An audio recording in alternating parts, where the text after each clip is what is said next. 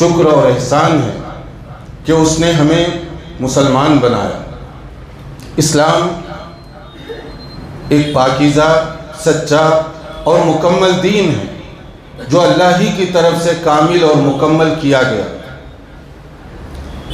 ہم سب پابند ہیں اس بات کے کہ جو دین اللہ کے آخری نبی صلی اللہ علیہ وسلم پر نازل ہوا اس کی پیروی کریں، ایز اٹ از پیروی، جیسے کچھ بتایا گیا اسی کے مطابق عمل کرنے میں ہمارے لیے خیر اور فلاح ہے۔ اگر ہم اسلام کو چھوڑ کر کوئی اور نظریہ، کوئی اور ازم، کوئی اور فکر کی طرف چل پڑیں گے تو دنیا بھی خراب ہوگی اور آخرت میں سخت ناکامی کا سامنا کرنا ہوگا۔ وَمَن يَتَّقِ غَيْرَ الْإِسْلَامِ دِينًا فَلَن يُقْبَلَ مِنْهُ، کہ کوئی اسلام کو چھوڑ کر کسی نظریے کو، کسی مذہب کو، کسی ریلیجن کو، کسی تھاٹ کو بطور دین کے استعمال کرے گا تو دنیا اور آخرت دونوں جگہ اس کی تباہی اور بربادی ہوگی۔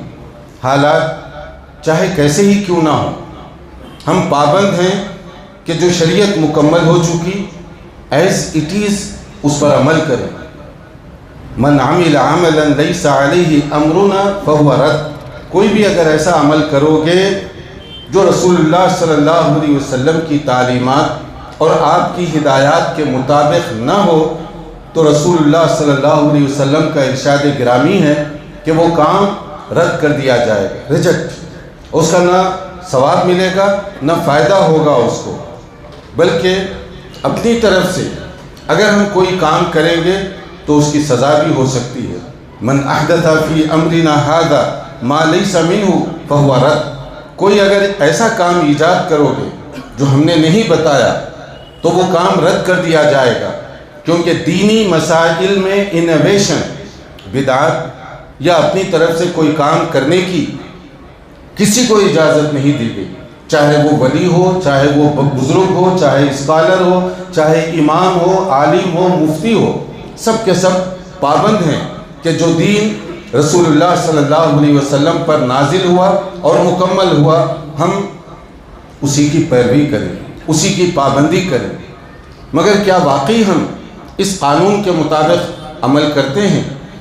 کہیں ایسا تو نہیں ہم میں کوئی کمی اور کوتاہی آ گئی ہو؟ اس کا جائزہ ہم سب کو لینا چاہیے۔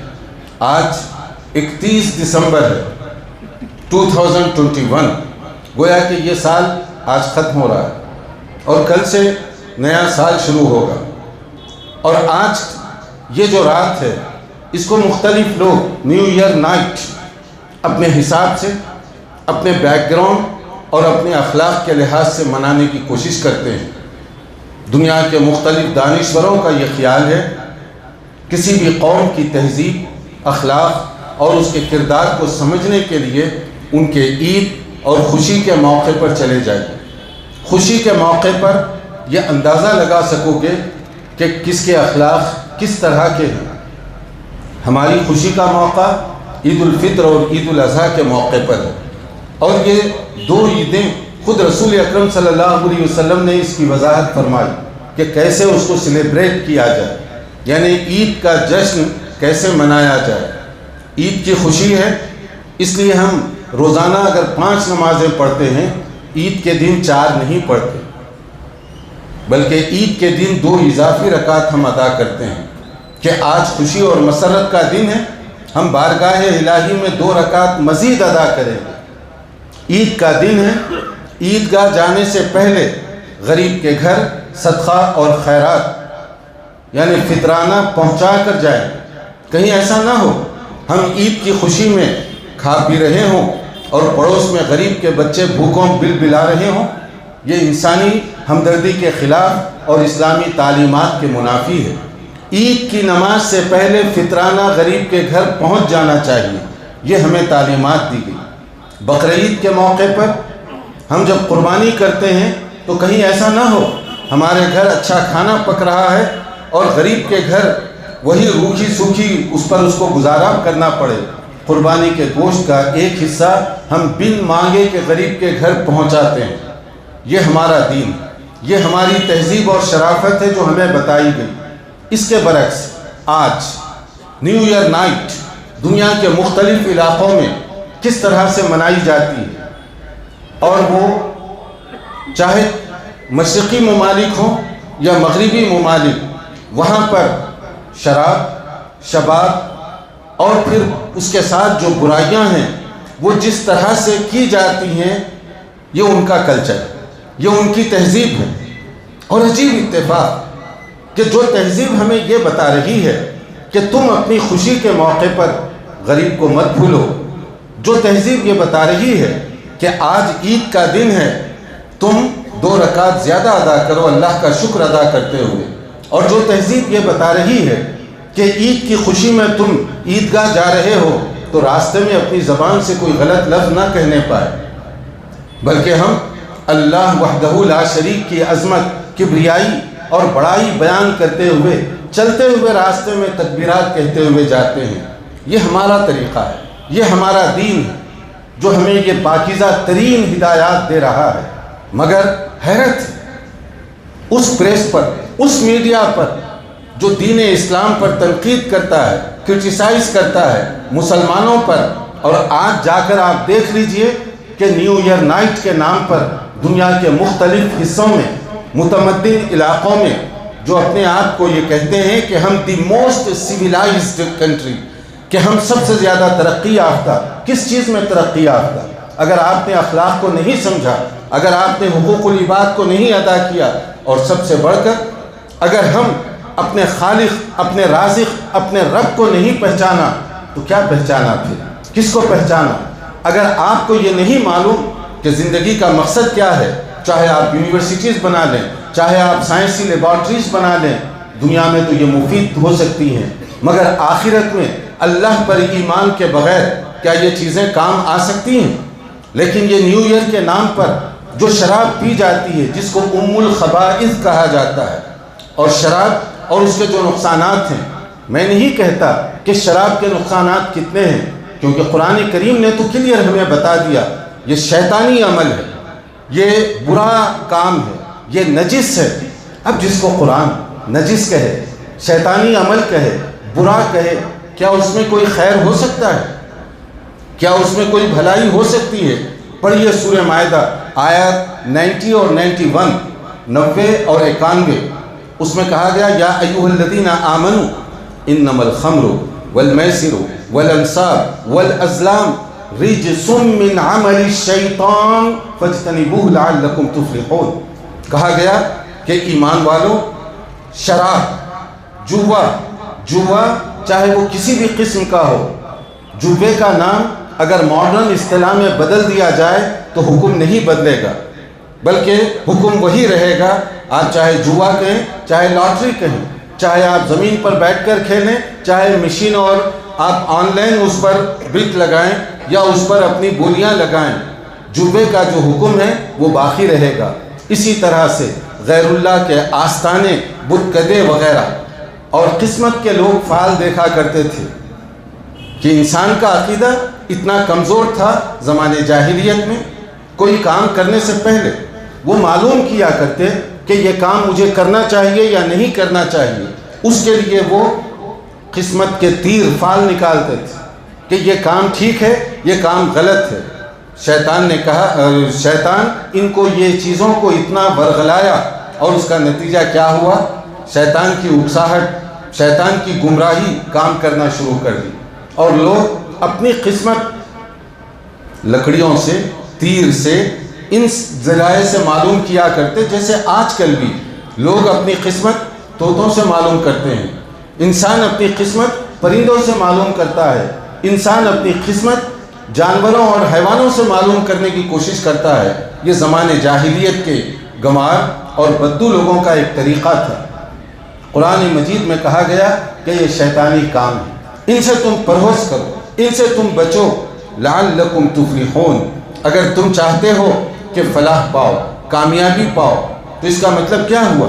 کامیابی کے لیے ضروری ہے کہ شراب کو چھوڑ دو، تم کامیابی کے لیے ضروری ہے کہ تم شراب کو برا سمجھو، کامیابی کے لیے ضروری ہے کہ شراب کو تم شیطانی عمل سمجھو۔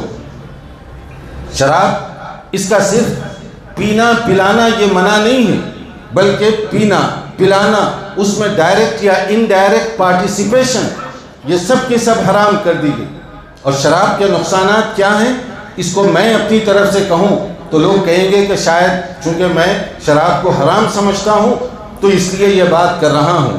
انگلینڈ کی ایک مشہور تنظیم NHS، جو گورنمنٹ کا ہیلتھ منسٹری کا ڈپارٹمنٹ ہے، اور ساری ہیلتھ اور اس سے متعلقہ جو امور ہیں وہ لوگ انجام دیتے ہیں اس کو، ان کی رپورٹ کے مطابق جتنی بیماریاں پھیل رہی ہیں اس کا تقریباً 40%، 1 2 یا 4 نہیں، 40% حصہ شراب اور اس کی وجہ سے پیدا ہونے والی بیماریاں ہیں۔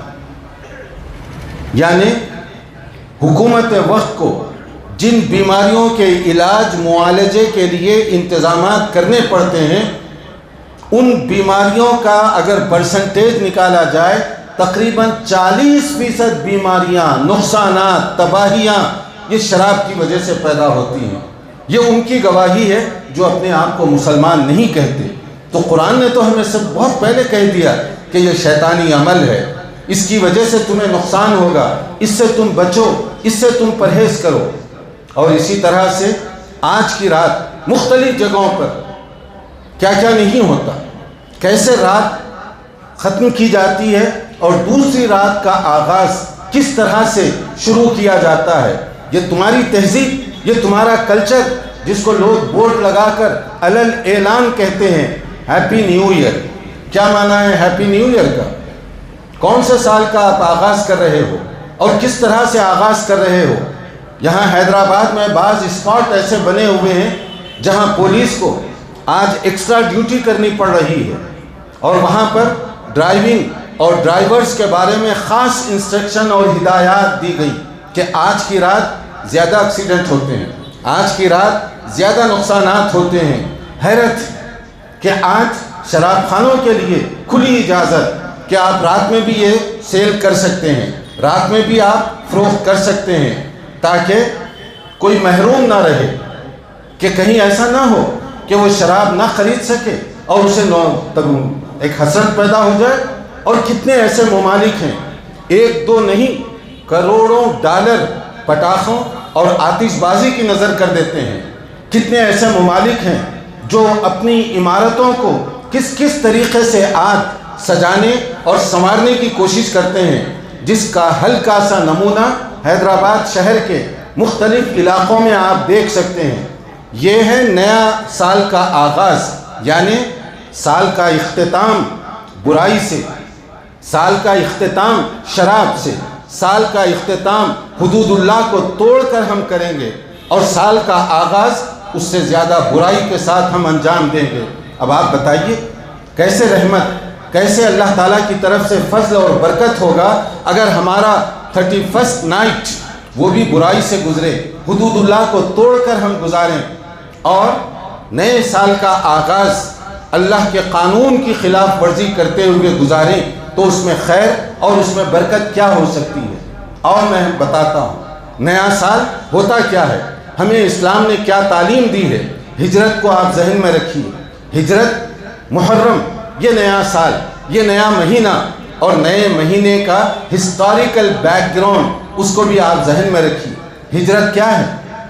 دین کے لیے، اللہ کی رضا کے لیے بڑی سے بڑی عزیز ترین اپنی متاع کو قربان کر دینا، چھوڑ دینا اپنے پیچھے۔ جیسے صحابہ کرام نے مال، وطن، اہل، عیال، جو کچھ ضرورت پڑی ان سب کو پیچھے چھوڑا کہ کہیں دین پر آنچ نہ آنے پائے۔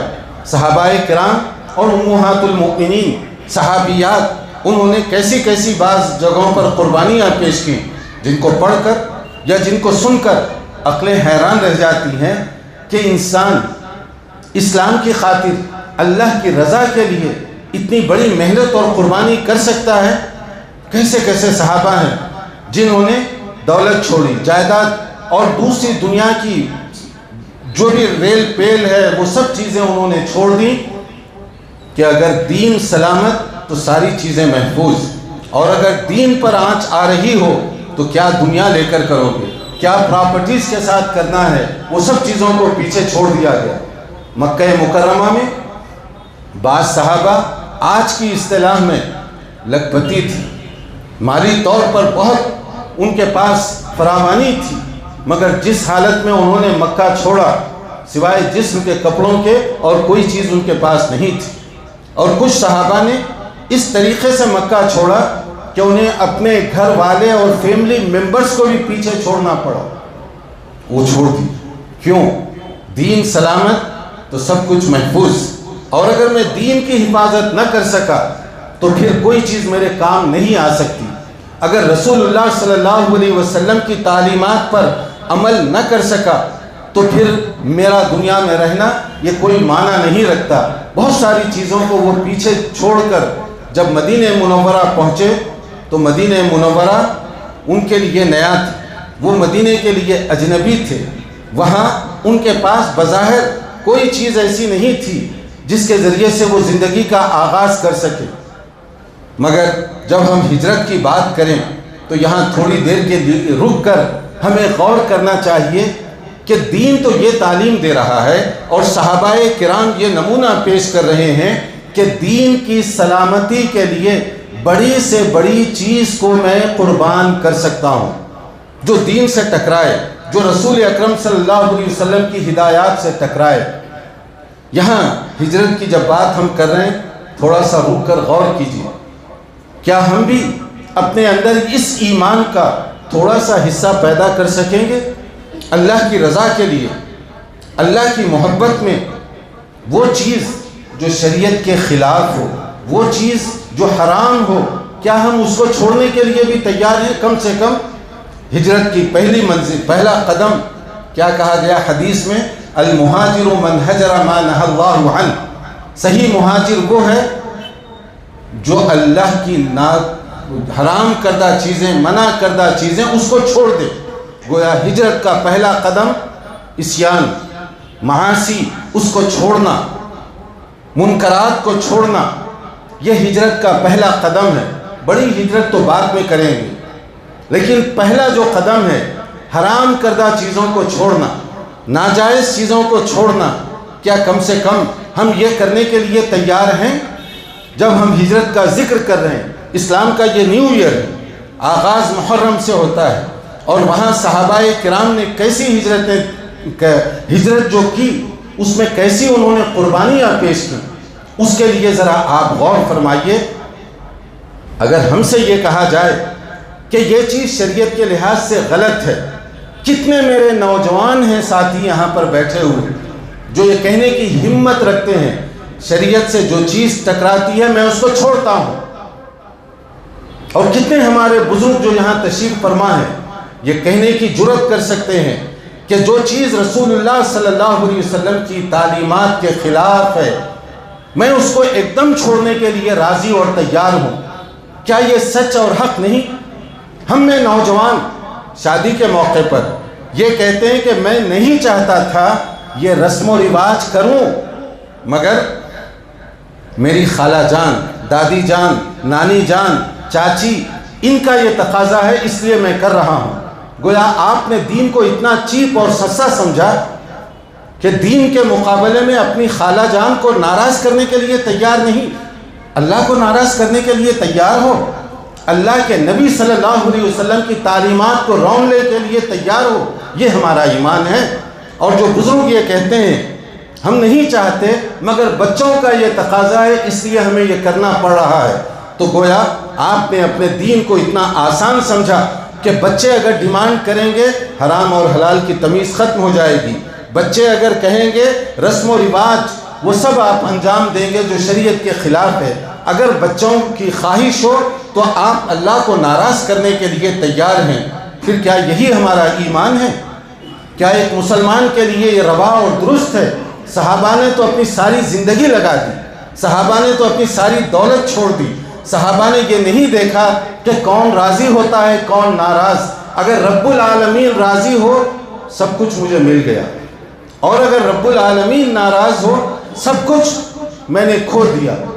کیونکہ قیامت کے دن ہمیں اللہ کے سامنے اکیلے اکیلے پیش ہونا ہے، اور اپنے جو کچھ ہم نے دنیا میں کیا ہے وہ جو اعمال ہیں اس کے مطابق ہمیں اللہ رب العالمین کے سامنے کھڑا ہونا ہے. موت تو کبھی بھی آ سکتی ہے۔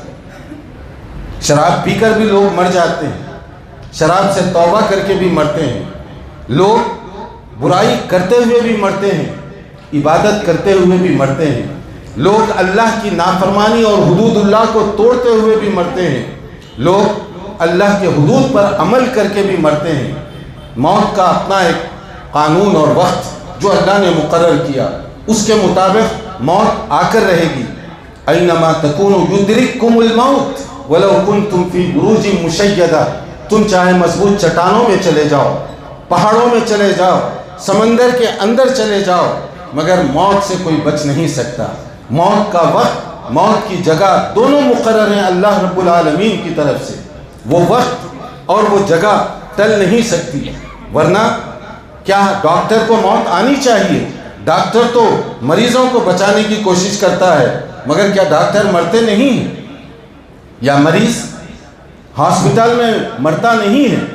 سارے ڈاکٹر اس کے بیڈ کے اطراف میں ٹھہرے ہوئے ہوتے ہیں، مگر کیا کوئی مریض کو بچا سکتا ہے؟ اگر اس کی موت کا وقت آ گیا، دنیا کا ماہر ترین ڈاکٹر بھی وہاں ٹھہرا ہوا ہوگا تو اپنی عاجزی اور بے بسی کا اظہار کرے گا، کیونکہ موت کا جو وقت مقرر ہے وہ جہاں انسان ہوگا آ کر رہے گا۔ مگر اس کے بعد کیا کرنا ہے؟ جس موت سے ہم بچنا چاہتے ہیں، قل ان الموت الذی تفرون منہ فانہ ملاقیکم، موت تو آئے گی، پھر کیا ہوگا؟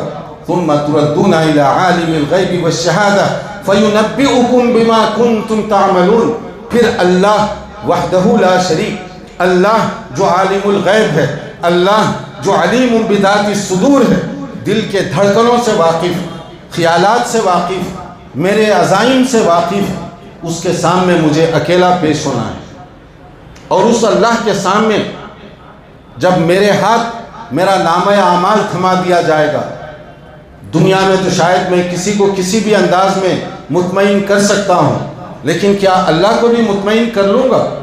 تو وہاں پر جب میں اللہ کے سامنے پیش ہوں گا، وہ جو ریکارڈ نامہ اعمال پیش کیا جائے گا، انسان اس کو دیکھ کر تڑپنے لگے گا۔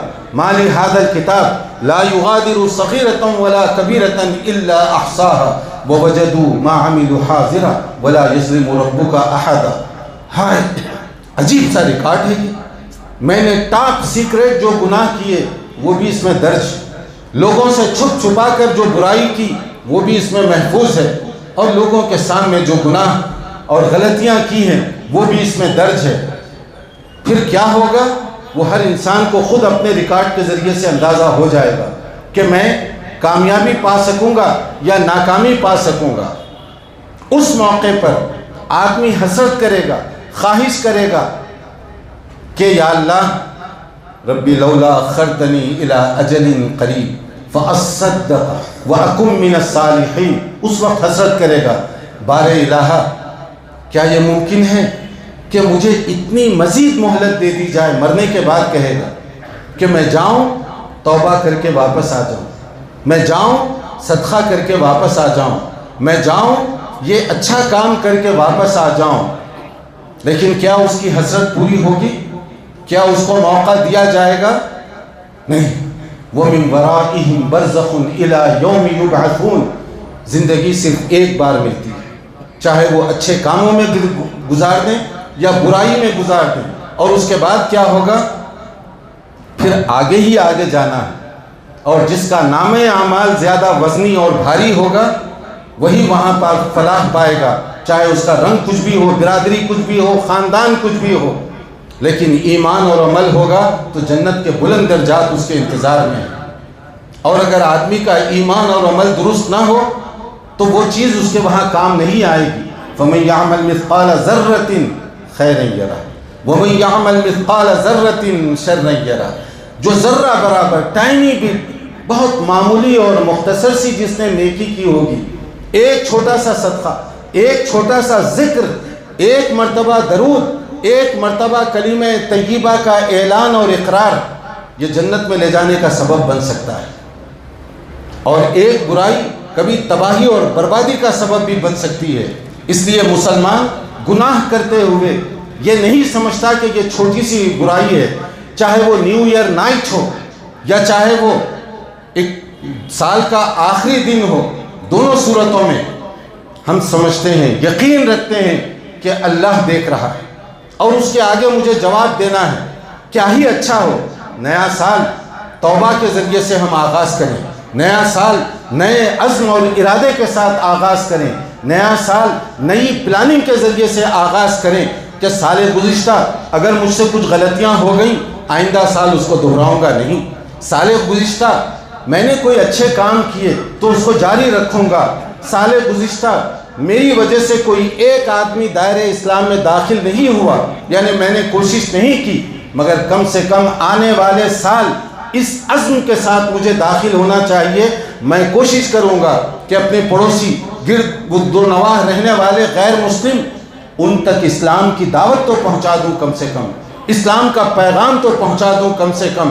اگر میں پلان کروں گا، میں نے قرآن پچھلے سال نہیں پڑھا مگر اس سال میں پڑھنے کی کوشش کروں گا، میں نے نیکی نہیں کی مگر اس سال کرنے کی کوشش کروں گا، میری بیوی ابھی تک دین سے دور، نمازوں سے دور، اعمال صالحہ سے دور، اب میں کوشش کروں گا کہ یہ سال میں بہتر انداز سے خود بھی اور اپنی بیوی کے ساتھ، اپنی بیٹیوں کے ساتھ، اپنے بیٹوں کے ساتھ نئے سال کا آغاز ایک پاکیزہ مسلمان کے طور پر کروں گا۔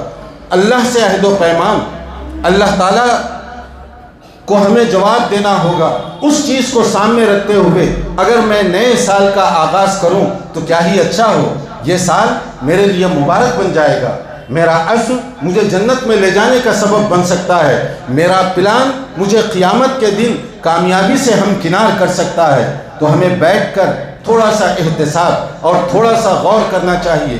شیطان اپنی پوری قوت اور توانائی کے ساتھ ہمیں راہ راست سے روکنے کی کوشش کرے گا، آج خاص طور پر ہمیں پوری طرح سے دین سے دور کرنے کی کوشش کرے گا، مگر جو مسلمان، جو نوجوان، جو بزرگ، جو خواتین دین اور اس کی ذمہ داریوں سے واقف ہیں، شیطان انہیں دھوکہ نہیں دے سکتا، شیطان انہیں ورغلا نہیں سکتا، کیونکہ میں جانتا ہوں حرام اور حلال کیا ہے، میں جانتا ہوں جائز اور ناجائز کیا ہے، مجھے چاہیے کہ جو چیز جائز ہے اسی پر میں قائم رہوں، اور جو چیز حرام ہے، جو چیز ناجائز ہے، اس سے میں دور دور تک بھی ٹچ کرنے کی کوشش نہ کروں۔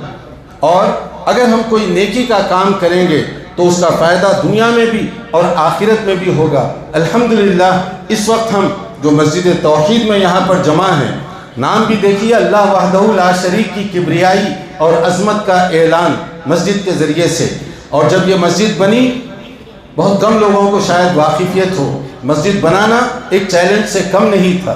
مسجد حالانکہ خیر کا مرکز ہے، رشد و ہدایت کا ذریعہ ہے، اصلاح اور تبلیغ کا یہ ایک بہت بڑا ذریعہ ہے، مگر اس راہ میں رکاوٹیں کتنی کھڑا کی گئیں، مگر اگر بنانے والوں کی نیتوں میں خلوص ہو تو اللہ تعالیٰ کیسی برکت عطا فرماتا ہے، اور اللہ تعالیٰ قبولیت کیسے عطا فرماتا ہے۔